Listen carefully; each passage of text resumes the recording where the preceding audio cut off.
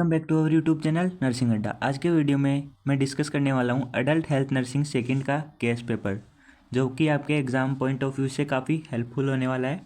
तो वीडियो में एंड तक बने रहेगा। अगर वीडियो आपको अच्छा लगे तो लाइक करें, चैनल को सब्सक्राइब जरूर करें ताकि आगे आने वाली वीडियो आप तक सबसे पहले पहुँच सकें। मैंने टोटल 10 मल्टीपल चॉइस क्वेश्चंस बनाए जो हो सकता है कि आपके पेपर में डायरेक्ट आ जाएँ।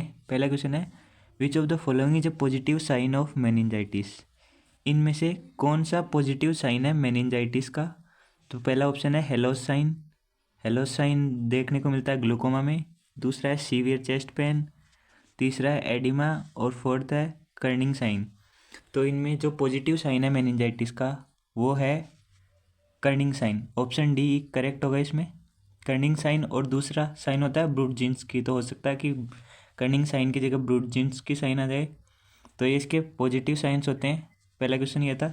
दूसरा है, which of the following drug is used for management of anaphylactic reaction. यानी कौन सा ऐसा ड्रग है जो एनाफाइलेक्टिक रिएक्शन की कंडीशन में यूज़ किया जाता है?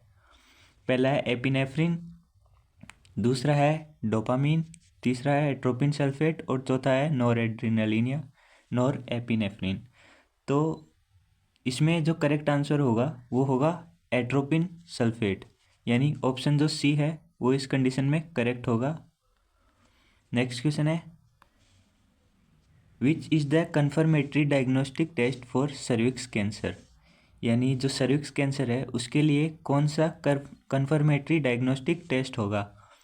पहला है अल्ट्रासाउंड, दूसरा है पेपस्मीयर, तीसरा है एक्सरे और चौथा है सीटी स्कैन।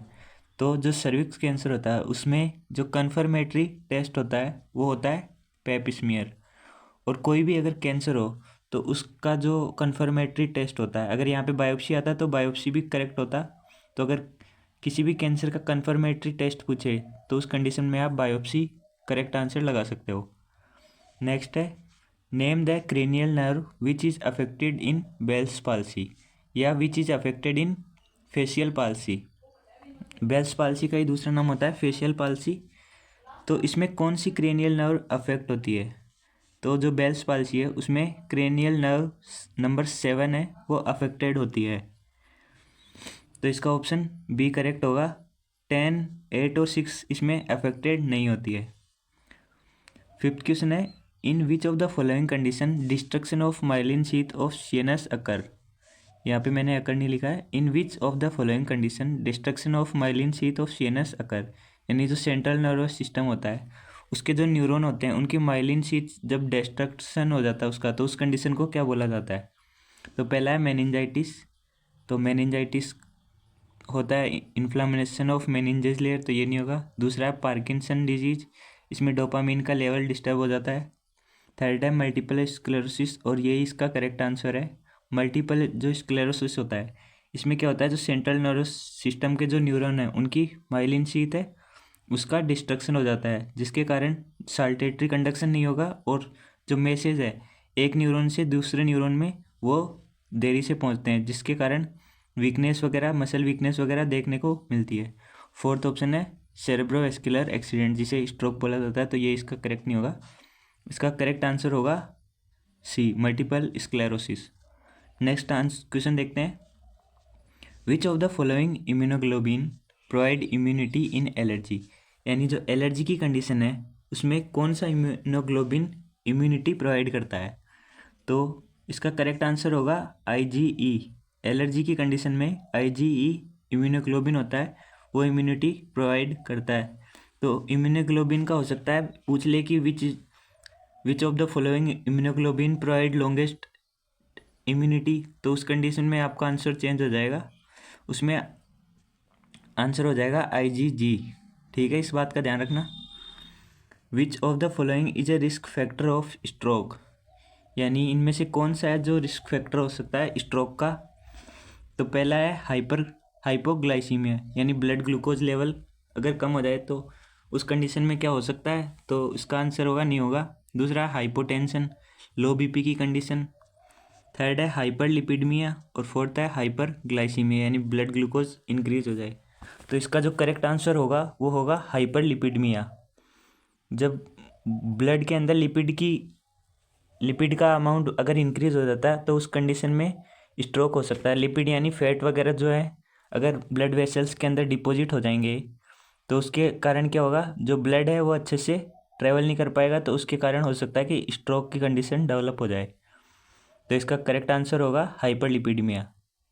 स्ट्रोक का रिस्क फैक्टर हाइपरलिपिडमिया, इस बात का ध्यान रखना। है कुछ गोल्डन क्वेश्चन है जो आपके एग्जाम में डायरेक्ट आ सकते हैं।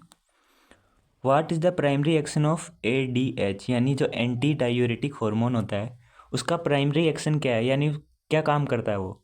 तो पहला क्वेश्चन है इंक्रीज ब्लड ग्लूकोज लेवल। तो ब्लड ग्लूकोज लेवल कोई ADH इंक्रीज नहीं करता, तो ये गलत होगा। दूसरा है डिक्रीज ब्लड ग्लूकोज लेवल। तो डिक्रीज ब्लड ग्लूकोज लेवल को डिक्रीज या मेंटेन करने का काम होता है इंसुलिन हार्मोन का, जो कि पेनक्रियाज से रिलीज होता है, तो ये भी गलत होगा। थर्ड है इंक्रीज यूरिन आउटपुट।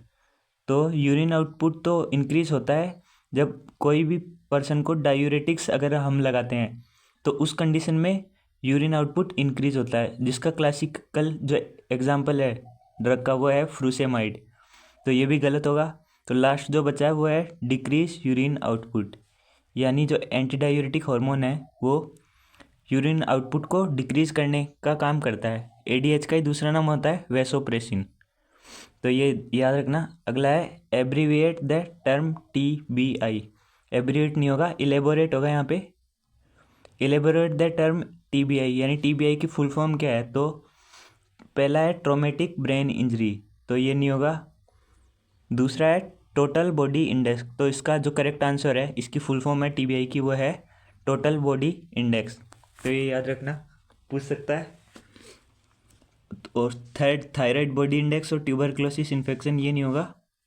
नेक्स्ट है ना NaCO, नाको स्टैंड फॉर, तो इसमें भी इसकी फुल फॉर्म क्या होगी। तो पहला है न्यूरल एड्स कंट्रोल ऑर्गेनाइजेशन, तो ये कोई ब्रेन से रिलेटेड नहीं है कि न्यूरल एड्स होगा। दूसरा ऑप्शन है नेशनल एड्स कंट्रोल ऑर्गेनाइजेशन, तो हाँ बिल्कुल इसकी जो फुल फॉर्म होती है वो नेशनल एड्स कंट्रोल ऑर्गेनाइजेशन नाको से जानी जाती है। थर्ड है नेशनल एड्स सेंट्रल ऑर्गेनाइजेशन, नहीं होगा यहाँ पे, इसका ध्यान रखो, सेंट्रल वाला नहीं होगा, कंट्रोल ऑर्गेनाइजेशन होगा। और फोर्थ है नेशनल एड्स कंट्रोल ऑर्गेनिज्म, तो ये तो सरासर पूरी गलत है, तो ध्यान रखना नेशनल एड्स कंट्रोल ऑर्गेनाइजेशन। तो ये थे 10 MCQ, हो सकता है इनमें से कुछ डायरेक्ट क्वेश्चन उठ के आ जाएँ, तो इनको एक बार देख लेना आप अच्छे से। फिर देखते हैं question number 2, short notes on. पहला है explain the 7 warning sign of cancer, यानी कैंसर के जो 7 वार्निंग साइन है वो क्या क्या है, जिसे आप क्वेश्चन से याद कर सकते हो, CAUTION, इससे याद कर सकते हो। और अगर आपके पास लिखा हुआ नहीं है तो आप मैसेज कर सकते हो, मैं आपको प्रोवाइड करवा दूंगा, इससे याद कर सकते हो। दूसरा है differentiate between normal and cancerous cell, यानी जो नॉर्मल सेल होती है और कैंसरस सेल होती है उसमें डिफ्रेंशिएट करवाने के लिए आ सकता है, या हो सकता है बिनाइन एंड मेलिग्नेंट ट्यूमर क्या होता है, इसके अंदर डिफरेंस आ जाए 4 नंबर में। थर्ड क्वेश्चन है explain type of skin grafting in burn patient, तो बर्न का एक सवाल बनना डेफिनेट है। मान लो कि यूनिवर्सिटी वाले एक क्वेश्चन बर्न से डेफिनेटली देंगे, हो सकता है कि वो डेफिनेशन दे दें, हो सकता है कि वो कौन कौन सी मेथड्स है स्किन ग्राफ्टिंग की ये आ जाए, या जो फ्लूइड कैलकुलेशन फॉर्मूलाज हैं वो भी आ सकते हैं। तो बर्न वाली यूनिट को एक बार अच्छे से देख लेना। फोर्थ क्वेश्चन है role of nurse in care of elderly, यानी जो जेरियाट्रिक यूनिट है उसमें से रोल ऑफ नर्स आ सकता है कि एल्डरली की केयर में कैसे और क्या रोल होता है नर्स का। फिफ्थ है what are the common industrial disorders, यानी जो ऑक्यूपेशनल डिसऑर्डर्स हैं वो आ सकते हैं। नेक्स्ट देखते हैं राइट शॉर्ट ऐसे टाइप आंसर, यानी जो थर्ड क्वेश्चन है इसमें शॉर्ट 4 मार्क्स का या 6 मार्क्स का आ सकता है। पहला है ग्लूकोमा, तो ग्लूकोमा को डेफिनेटली देख के जाना, ये हो सकता है इसमें नहीं आए तो लॉन्ग आंसर में ज़रूर देखने को मिलेगा। दूसरा what is the role of nurse in ICU और CCU, यानी इंटेंसिव केयर यूनिट में नर्स का क्या रोल है, क्या उसकी भूमिका है, तो वो देख लेना, बिल्कुल ईजी सा है। अगला है इनफर्टिलिटी। इनफर्टिलिटी क्या होता है, इसके क्या कॉजेज होते हैं और इसको ट्रीट कैसे करते हैं, इसके बारे में पता होना चाहिए आपको। अगला है होस्पाइस केयर। होस्पाइस और जो पैलिएटिव केयर होता है इनमें से एक आपको देखने को मिलेगा, हो सकता है इस बार होस्पाइस केयर आ जाए। और लास्ट है ओटाइटिस मीडिया, यानी जो मिडल ईयर का इन्फेक्शन होता है उस कंडीशन को ओटाइटिस मीडिया कहा जाता है। तो इसकी भी मैनेजमेंट वगैरह सारी देख लेना, हो सकता है ये शॉर्ट की जगह लॉन्ग आंसर में आ जाए। अगला देखते हैं लॉन्ग आंसर टाइप, जो 15 मार्क्स का क्वेश्चन आता है उसमें पहला क्वेश्चन आ सकता है इस बार, राइट अबाउट नेफ्रोटिक सिंड्रोम, यानी नेफ्रोटिक सिंड्रोम क्या होता है, इसके क्या क्लिनिकल सिम्टम्स होते हैं यानी साइन एंड सिम्टम्स, क्या इसके डायग्नोस्टिक टेस्ट होंगे, यानी अगर पेशेंट को नेफ्रोटिक सिंड्रोम है तो उसका पता कैसे लगाएंगे, और इसकी पैथोफिजियोलॉजी यानी नेफ्रोटिक सिंड्रोम हुआ कैसे, ये आ सकता है। और इसका मैनेजमेंट तो देख लेना। नेक्स्ट है लॉन्ग आंसर में एक और डिफाइन सीवीए, यानी सेरेब्रोवैस्कुलर एक्सीडेंट, या जिसे स्ट्रोक बोला जाता है। ध्यान रखना एग्जामिनर आपको कंफ्यूज करेगा, या तो स्ट्रोक के नाम से आ सकता है या सीवीए के आ सकता है, तो आप दोनों नाम याद रखना, स्ट्रोक का ही नाम सीवीए है, ठीक है। अगला है इसका राइट अबाउट इट्स मैनेजमेंट, तो इसका नर्सिंग मैनेजमेंट और मेडिकल मैनेजमेंट क्या हो सकता है उसका आपको पता होना चाहिए। थर्ड है राइट क्लिनिकल सिम्टम्स, यानी इसके साइन एंड सिम्टम्स क्या होंगे, कौन कौन से टेस्ट होंगे, और इसकी पैथोफिजियोलॉजी। तो ये लॉन्ग आंसर में आपको पूछेगा ज़रूर 6 से 7 मार्क्स में, तो ये आपको पता होना चाहिए। और लास्ट क्वेश्चन है what is head injury, head injury क्या होता है, इसके कौन कौन से टाइप होते हैं हेड इंजरी के, open head injury, close head injury, laceration वगैरह सारी चीज़ें इसमें आ जाएगी। और थर्ड है हाउ ए हेड इंजरी में लीड्स टू मेनिंजाइटिस, यानी अगर किसी को हेड इंजरी हुई है तो क्या उसको मेनिंजाइटिस हो सकता है और कैसे हो सकता है, उसका रीज़न आपको पूछ सकता है। तो इसमें आपके एक ही क्वेश्चन में दो आ गए कि हेड इंजरी भी पूछ सकता है और मेनिंजाइटिस भी पूछ सकता है। और मेनिंजाइटिस का वीडियो मैंने बना दिया है, तो आप देख सकते हो, उसकी लिंक आपको मिल जाएगी डिस्क्रिप्शन बॉक्स में, या चैनल को विजिट कर सकते हो। और अगर और भी कोई वीडियो चाहिए आपको तो आप कमेंट सेक्शन में ज़रूर बता सकते हो। बस आज के वीडियो में इतना ही। All the best for your exam.